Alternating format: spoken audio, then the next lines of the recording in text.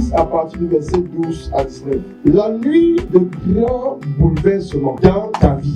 Quand tu veux des grands bouleversements dans ta vie, il y a des grandes positions que tu dois faire. Quand tu veux un changement de choses, quand tu veux certaines choses, bien aimé, il y a certaines choses que tu dois faire. Tu veux certaines élections dans ta vie. Il y a certaines choses que tu dois faire. Ne te lève pas dans la chair. Écoute, le Seigneur nous donne l'exemple ici. Il y a la chair, il y a l'esprit. La Bible déclare que la chair est faible, mais l'esprit est disposé. Jésus étant lui-même Dieu, ne peut pas prendre des grandes décisions, ne peut pas faire des grandes élections sans prendre un grand positionnement. Luc 6 à partir du verset 12. Il est écrit choix des 12 apôtres. Amen.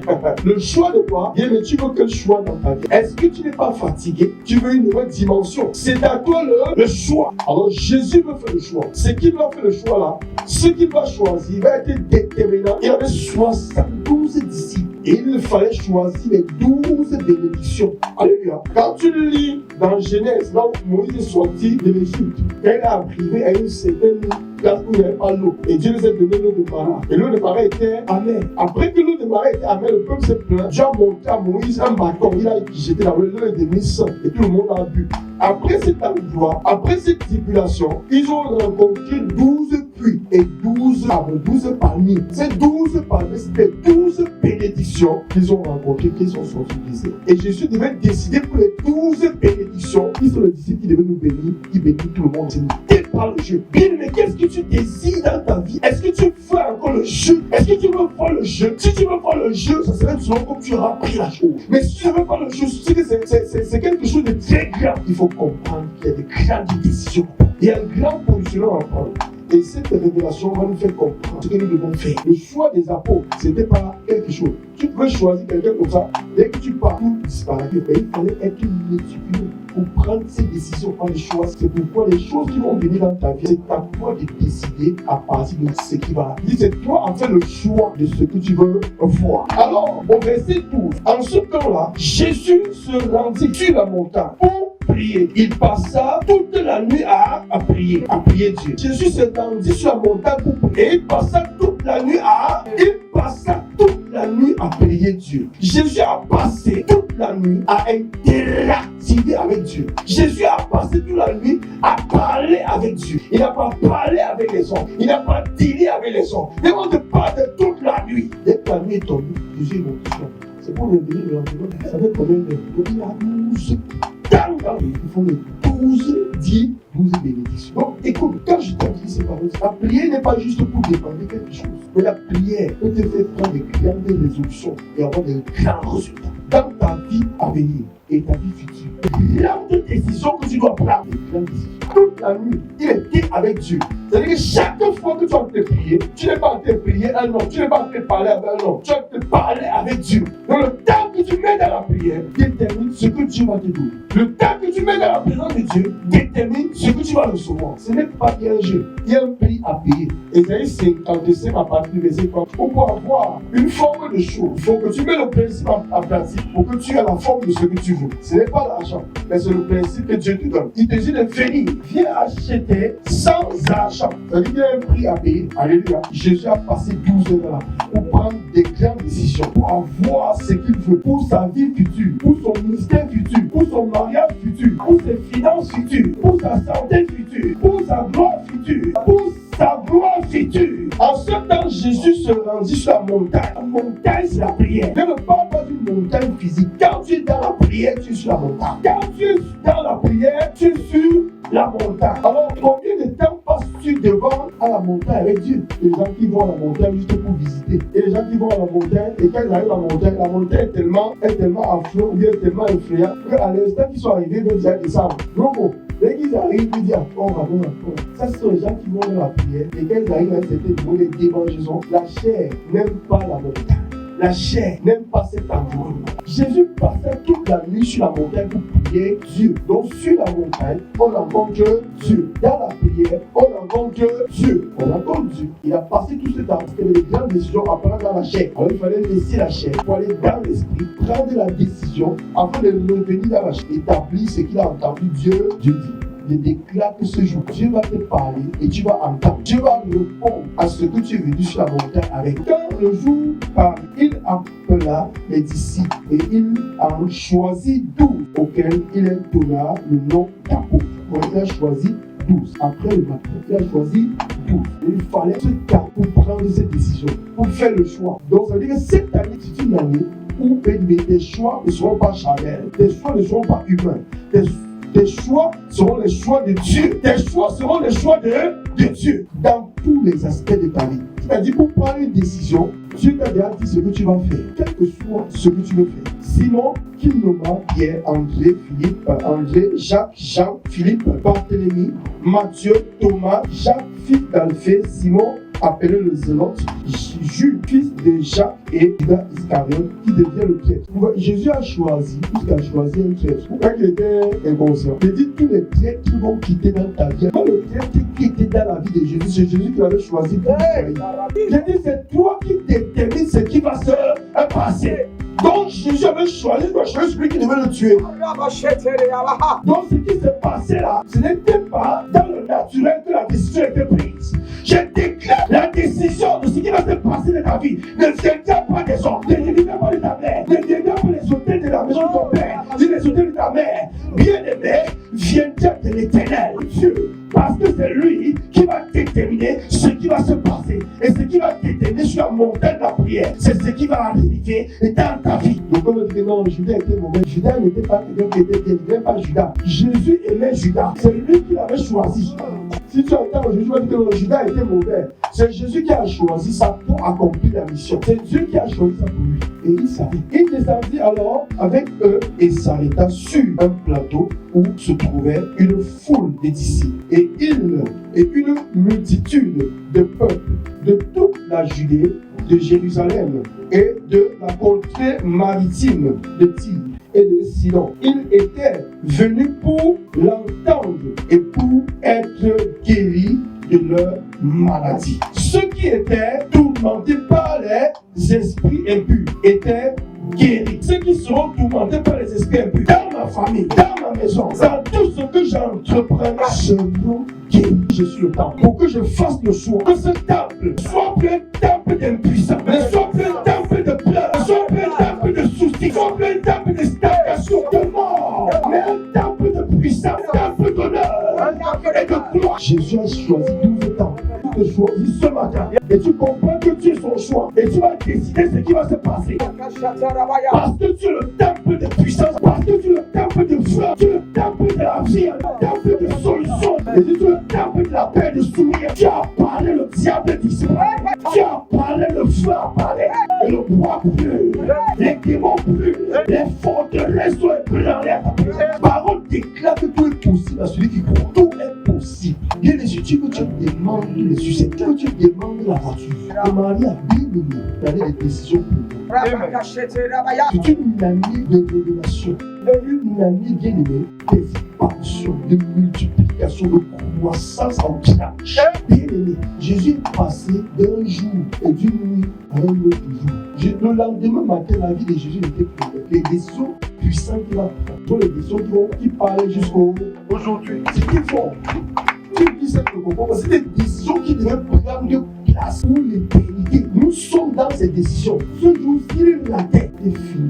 Donc si tu es là et comprends ce message, sache que bien aimé, tu vas attendre toute une autre saison. Regarde ce temple qui est sur la montagne. Ce temple est rempli de puissance. Ce temple est rempli de feu. Ce temple, le temple de Dieu, parce qu'il a passé toute la vie en parlant de Dieu. Tout ce qui dit va être générationnel. Et tout ce qui a parlé, et qui a besoin de quelqu'un, ça s'arrête. Elle a parlé, les choses disparaissent. Elle a parlé, il te donne une nouvelle identité, il te donne une nouvelle avenir. Un nouveau nom, un nouveau statut. C'était ce qu'il était. Il fallait qu'il transfère cette gloire, ces 12 bénédictions qui devaient rester, le faire après lui. Bien aimé, ce qu'on te dit, si on prend cette ligne pour te montrer ta vie, tu es déjà disciple, enfant de Dieu. Mais bien aimé, Jésus était aussi enfant de qui? Fils de, mais il ne pouvait pas prendre des décisions.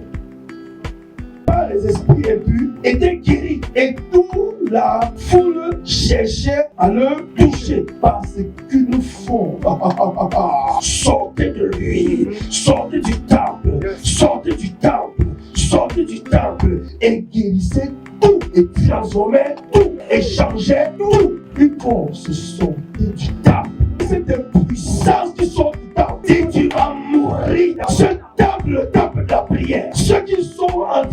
temple et qui ont possédé le temple et qui ont fait de ce temple des puissances. C'est un temple qui manifeste, qui rejette le parfum de l'air puissant. Écoute attentivement. Je suis pas ici pour prêcher pour tu m'acclames. Je suis ici pour montrer qui tu es, pour te faire croire, te faire comprendre que ce que Jésus va faire, les disciples qu'il a choisis, ils vont le faire. Le temple que Jésus était, les disciples que Jésus a choisis, ils vont être le même temple, identique. Donc toi qui es là-bas, toi qui es assis là, ne te méprise pas. Sache que la Bible déclare que tout est possible à Dieu et tout est possible à celui qui croit et qui se positionne. Il ne te demande pas d'argent. Il dit venez sans rien payer. Venez acheter. C'est-à-dire qu'il y a un prix qu'on permet. Pas acheter les choses de Dieu avec l'argent. Dieu qui te donne le prix, tu payes le prix, tu reçois. Et le temple devient un temple que puissant se sont. Et tout ce qui était mort, ça ressuscite. J'ai dit tout ce qui était mort au devant de toi, dans ta famille, dans ta maison, tout ce qui était stagnant. Quand cette puissance commence à s'émaner de toi, un parfum tranche. Tout souffle autour de toi meurt. Tout souffle négatif meurt. Toute force négative meurt. Toute puissance négative meurt. Parce que la puissance positive est dans le temple. On n'a pas dit que les disciples, pendant qu'il apparaissait, les choses se passaient. Rien que Jésus, c'est lui seul. Il nous montre l'exemple. Et il va transférer ce pouvoir, ce secret à ses disciples. Il va les transférer ce pouvoir afin que par ce pouvoir, ils ont la capacité de faire comme lui. Environ 8 jours, Jésus, 8 jours après qu'il ait dit ces paroles, Jésus prit avec lui Pierre, Jacques et Jean. Et il monta sur une montagne pour prier. Alors Jésus ne pleure pas les douces. Ça, c'est une autre dimension. Alors, ne demande pas de la prière. Tu sais, quand Jésus veut te donner les dimensions, il ne prend pas les réponses qu'il fait, il veut les transmettre. C'est secret. Que lorsque tu montes sur la montagne de la prière, pour être délaxé, il avait dit que de toi, qui devaient être les piliers, quoi. Ça, c'est les 3 piliers. Ceux qui ont plus confiance en eux, ça, ce sont ces amoureux. Alors, si tu es amoureux ce matin, asseyez-toi avec eux parmi les douze. Donc, ça, c'est pour les amoureux. Ceux qui aiment Jésus passionnément, ceux qui ont donné, qui ont sacrifié, ceux qui ont un zèle étrange pour le temple de Dieu. Les personnes qui ne cherchent pas, mais quelque chose pour eux, tout ce qui les appartient à Dieu. Parce qu'ils savent, ils ont compris que Dieu a dit, ce temple est le temple de la prière. Alors bien, mais c'est des personnes qui ne vivent plus que pour prier. Ils font du temple ce que Dieu a dit. Jésus a amené les 3 disciples ici, Jacques et Pierre, Jacques et Jean, pour les révéler. Que lorsqu'il est dans le temple, ce n'est plus toi qui parles, c'est le temple, parce que dans le temple, il y a un esprit sur lequel Dieu. Est-ce que tu vois l'esprit qui est sur lequel de ce temple, ou c'est toi qui as fait parler ici? Tu ne sais pas que quand le temple parle, ceux qui sont dans le temple sont les esclaves, ils sont là pour exécuter ce que le temple dit. Et Jésus a dit que tu étais un temple. Et tu dis ma vie, quelle vie? On te dit que tu étais un temple, tu as pas ça. Donc ça veut dire qu'il y a un pour que tu parles le temple là. Ou tu fais le temple de toi, que c'est toi le maître du temple. Tu ne peux jamais être le maître du temple. Tu es être le maître de ceux ici. Donc, jamais monter sur cette terre pour parler.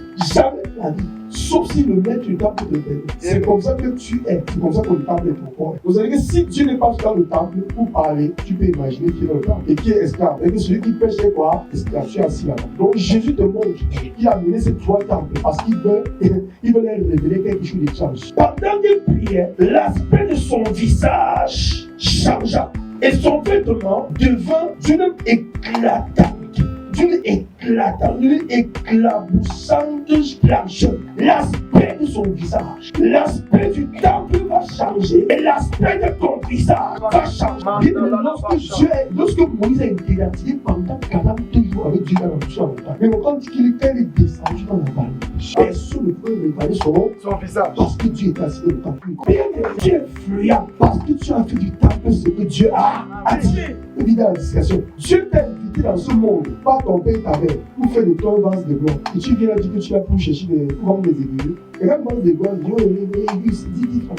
Quand j'ai des gars quelqu'un qui vend des aiguilles, c'est comment celui-ci-là, on a réduit à l'aiguille. Tu peux vendre des aiguilles, commence à tout le monde. Tu peux prendre du côté de l'université, même plein destiné. Vous comprenez? Satan peut réduire le temple là. Je ne sais pas ce qu'il a fait de toi. Je ne sais pas ce qu'il a fait de toi. Tu es face de gloire. Écoute ce que Jésus te dit. L'aspect de son visage. Et les disciples de comment ils voient, ils comprennent le mystère de la prière. Il y a une dimension de prière. Que lorsque tu es réactif à la prière, parce que la prière s'appelle Dieu. La prière s'appelle la montagne de Dieu. Quand tu es dans la prière, tu es sur sa montagne. Et si tu es sur sa montagne comme Moïse, bien aimé, le temps que tu mets dans la montagne de Dieu va déterminer, bien aimé, la gloire qui va se répandre sur toi. Parce qu'il va s'asseoir dans le temple. Parce que tu l'as ouvert son temps. On n'a pas dit que Jésus était en bas et son aspect, son visage dit que la lumière. Que bien aimé, c'est vêtements sont devenus du plancher éclatant pendant qu'il était en train de prier chez Jean. Oui, pendant qu'il était en train de manger dans un restaurant. Ou pendant qu'il était en train de fêter la fête des desserts. Bien aimé, ça, c'est pas le moment de fêter. C'est un moment de prendre des grandes décisions. Nous voulons te révéler la prière, le mystère de la prière. La prière n'est pas juste prier pour demander quelque chose à Dieu. Mais la prière, c'est une montagne qu'on appelle l'Éternel des armées. Et lorsque tu montes sur la montagne, c'est selon la motivation ou le désir de ton cœur que Dieu te répond. Quand nous allons souvent sur la montagne physique pour prier, il y a des gens qui montent là-bas pour visiter. Alléluia. Il y a des personnes qui montent faire le chant. Il y a d'autres qui montent justement pour voler. Il y a d'autres qui montent pour prier. Alléluia. Donc, tout le monde monte sur la montagne, mais c'est pas tout le monde qui est exaucé sur là et Dieu est en train de contempler. Maintenant, il faut que tu montes sur la montagne pour que Dieu réponde à tes prières. Donc, l'aspect de son visage devient comme le soleil et ses vêtements comme la lumière. Alors regarde, ça c'est dans l'esprit, ça c'est pas dans la chair. Dans l'esprit, on voit le temple de Jésus-Christ. Jésus-Christ s'ouvre maintenant. Nous sommes dans l'esprit. Dans l'esprit, te montre que lui, sa face est comme le soleil et son vêtement, et ses vêtements comme la lumière.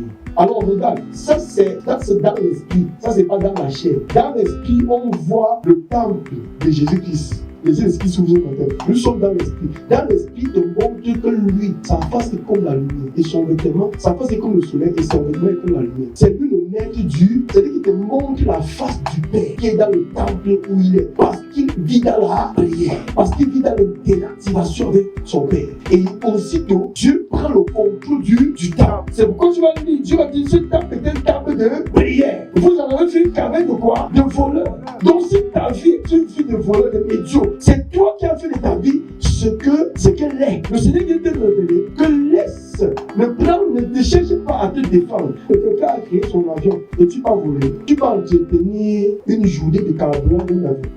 On a créé l'avion, on t'a donné de garder. Au lieu que tu gardes seulement et que les problèmes qui sont dedans, c'est pour tes problèmes. Tu as plus à te croiser que mon avion, ma vie. Le Seigneur vient ton avion. Ok, c'est devenu ton avion. Tu vas prendre soin de cet avion. C'est que l'entretien de cet avion par jour. Je veux que tu comprennes ta vie. L'entretien de cet avion, tu ne peux pas l'entretenir. Si tu ne veux pas l'entretenir, Satan va venir et tout ce que tu vas faire, c'est lui qui t'a ordonné de laisse l'aspect de son visage resplendir du temps. Laisse l'aspect de son vêtement resplendir du temps. Pendant que tu pries, pendant que tu restaures le temple de Dieu, pendant que tu viens le temple de Dieu sur la montagne de la prière, pendant que tu interactives avec Dieu sur la montagne, bien aimé, fais de l'Éternel tes délices. Cette parole va commencer à s'accomplir. Il te donnera ce que ton cœur désire. C'est-à-dire qu'il va commencer à prendre soin de toi. Et tu vas dire que non, Seigneur, donne-moi un travail. C'est parce que je ne travaille pas que je suis pauvre. Seigneur, fais que mes choses marchent. C'est parce que je n'ai rien que je ne peux que je suis pauvre, que je n'arrive pas à manger. Seigneur, donne-moi.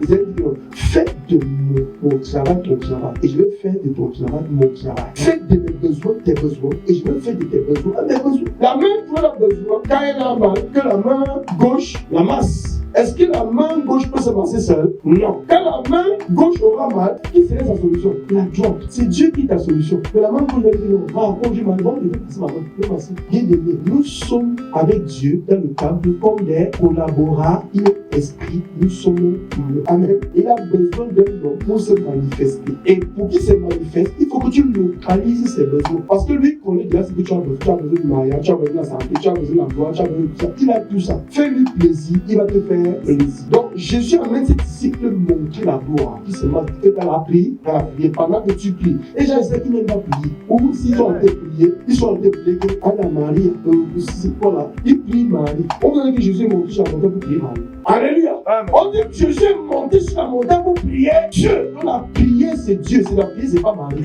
Monte sur la montagne la prière de Marie, tu vas confirmer la confusion. La prière c'est Dieu. Car le temple de la prière, c'est lui qui a ordonné. C'est lui la prière. Quand tu pries, tu l'as introduit dans le. Quand tu viens prier, tu viens dépendre quelque chose qui vient prier. La Bible déclare les épîtres, celui qui prie alors parle à Dieu. Et Jésus dit dans le Nouveau Testament que vous parlerez de chaque fois que tu es sur la montagne de la prière. Quand tu vas te remplir, l'esprit de Dieu va prendre et l'âme qui va sortir en toi, tu vas pas comprendre ce que c'est. C'est l'esprit de Dieu qui parle. Le temple de Dieu de parler.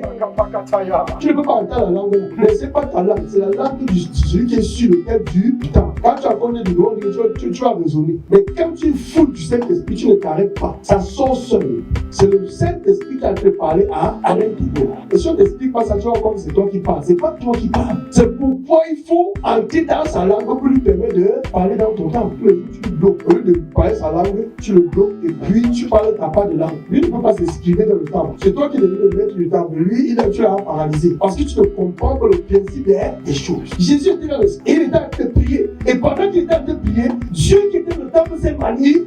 Il a révélé son disciple et te révèle ça seulement. Bien mais Jésus, il va arriver à un niveau où la prière pour toi, c'est bien pour une nourriture très délicieuse. Que quand tu pries, quand tu es malade, il arrive à cette dimension, bien mais tu ne comprends pas encore ce que c'est que la prière. Tu as encore dans tes besoins. Oh Père, donne-moi la nourriture, donne-moi le travail, donne-moi ceci. Oh Seigneur, depuis que je prie, j'ai posé des requêtes, rien ne marche. Non, il n'a pas dit de demander quelque chose. Il a dit de prier. On n'a pas dit ici que Jésus est monté à la montagne pour demander quelque chose. Jésus est monté sur la montagne pour prier. Parce que la prière, c'est Dieu. Pendant qu'il prie, Dieu est dans le temps. Pendant qu'il continue à prier, la lumière commence à s'augmenter. La lumière commence à prier. Ça dit, mais l'aurore, oui, les ténèbres commencent à venir. L'aurore commence à venir. À un certain moment, le jour se lève. Et après que le jour se lève, le soleil va se lever. Donc, tout ça, c'est dans la prière. Parce que tu as introduit Dieu dans sa place originelle qui est le temple de ton cœur. Tu n'es pas entré dans le temple, tu n'es pas monté sur la montagne pour aller chercher la nourriture. Et là, tu montes sur la montagne pour aller cultiver parce qu'ils cherchent la nourriture. Ils cherchent quoi? Ça, c'est les besoins. Donc, dans leur cœur, c'est qu'ils partent chercher sur la tête de la montagne pour la nourriture. Alors que nous, on monte sur la montagne pour chercher Dieu. Ils sont sur la montagne, mais ils ne sont pas là pour chercher Dieu. Ils sont là pour chercher les besoins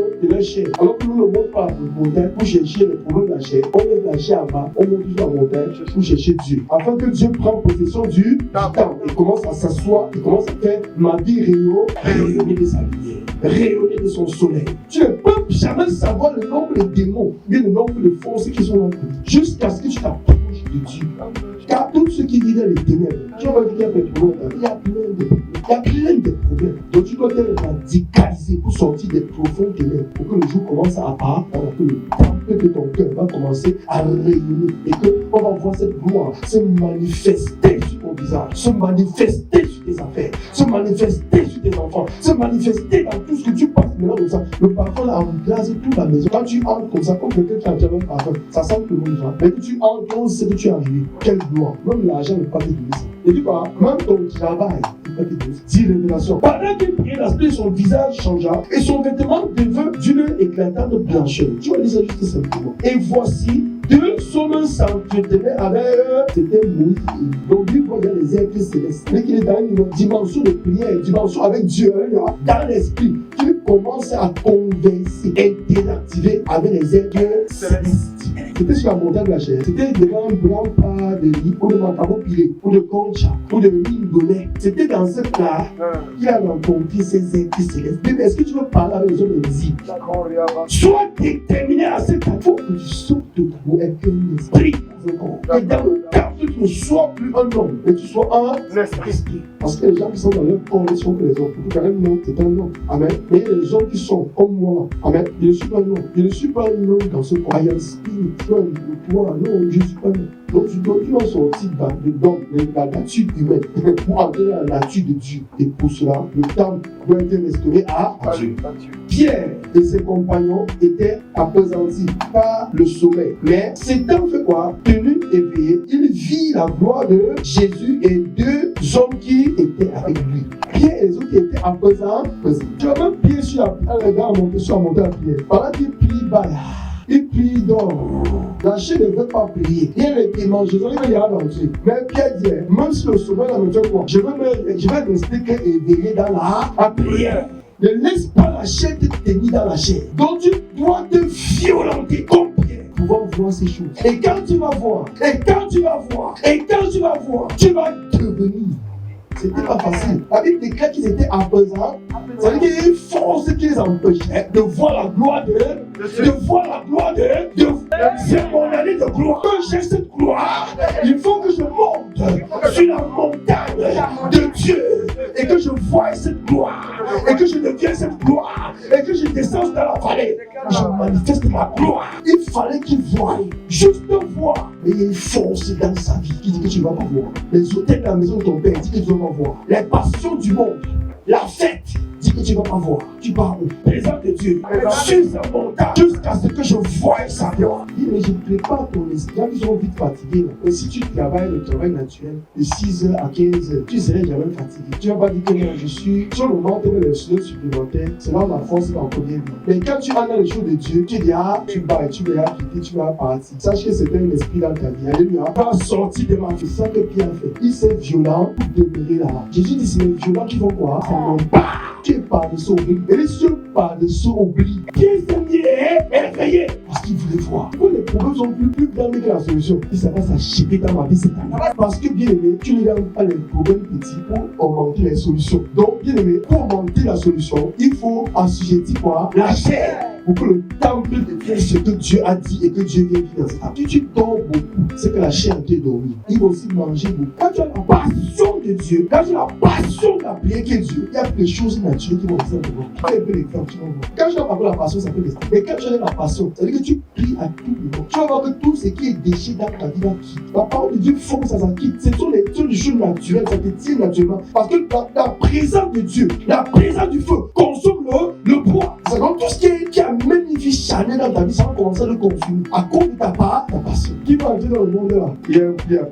Ce n'est pas ici, c'est juste un langage. La Bible est comme verset 33. Au moment où ces hommes se séparaient de Jésus, Pierre lui dit, mais il est bon que nous soyons ici.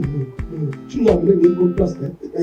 Mais Dieu, je vais construire ma maison sur la montagne de la prière. Regarde, quand tu arrives là-bas, tu ne veux plus quitter là-bas. Regarde, c'est ce que Pierre. Regarde, c'est une vérité. Quand tu arrives dans cette dimension, tu ne veux plus rentrer. Tu ne veux plus. Il y a des qui construisent une maison de souffrance. Tombe sur cette montagne. Non, ici, oh non. Ça, il n'y a plus de souffrance ici là. Pierre a réalisé qu'elle a vu la gloire. Qu'elle a vu la gloire. Quand tu vas voir cette gloire, tu serais jaloux de cette gloire. Au prix de ta vie. Et bien, mais tu serais jaloux de cette gloire. Tu vas abandonner toutes les choses pour ça. Quand tu arrives au zénith du soleil, bien, mais tu ne peux plus être couvert. Et tout ça, c'est sur cette même moment. Donc ça aspire tout, ça efface toutes les charnalités, ça lève tout, ça t'arrache tout, et parce qu'il veut manifester sa gloire autant que l'autre. Alors il n'aime pas quelqu'un qui va être nature, qui va te donner la gloire. Seigneur, fais-moi voir ta gloire. C'est-à-dire que prends ma gloire, mais il y a un merci Seigneur, oh, mais Angélique, tu n'es plus que, non, je sais pas faire voir sa gloire, je suis vraiment béni, j'ai plus le temps, il y a beaucoup de travail, j'ai plus le temps, j'ai plus la gloire de Dieu, tu vois, je suis un mari. J'ai des enfants, je voyage que je veux, et tu vois que je cherche un peu. Je suis béni, c'est moi qui chantais que j'avais même encore ta gloire. Quand j'ai vu sa gloire, il dit qu'elle a plus le temps. Donc vous priez, elle a pu enjoyer la gloire. Amen. Il ne veut pas que tu sois naturel. Il est jaloux. Tu veux être naturel, tu vas l'enlever dans le tu vas changer ce que tu as vu. Tu vas comment il ne veut pas. C'est pourquoi il t'amène progressivement pour que tu deviennes séduit. Tu veux quoi? Tu séduis. Quand il te séduit, comme le diable te séduit, lui, Dieu aussi, quand il te filme de plus en plus, c'est que tu veux bouger.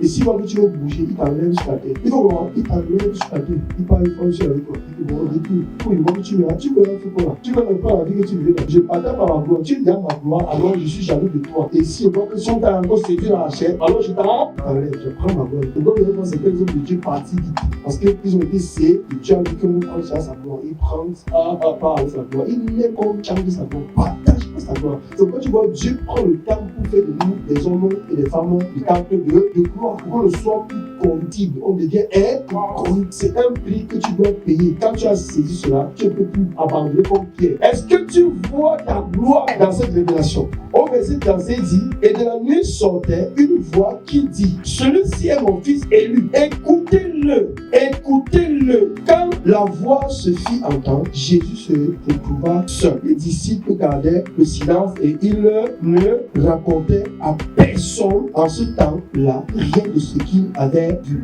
Et quand tu vas voir ça, tu serais jaloux. Je te raconte, ce que j'ai vu, ce que tu vois, la voix que j'ai, c'est la voix que je te donne. Mais il y a des hommes de Dieu, quand ils voient ça, ils disent, lui, il mange sa vie comme Pierre, il fait lui, il reste là. Vous restez ici, vous devenez les esclaves de vous-même. Tu ne veux pas s'en derrière ton Dieu, tous ces enfants sont des enfants de gloire. Pas dans notre ministère, on te dit que Jésus a sauvé.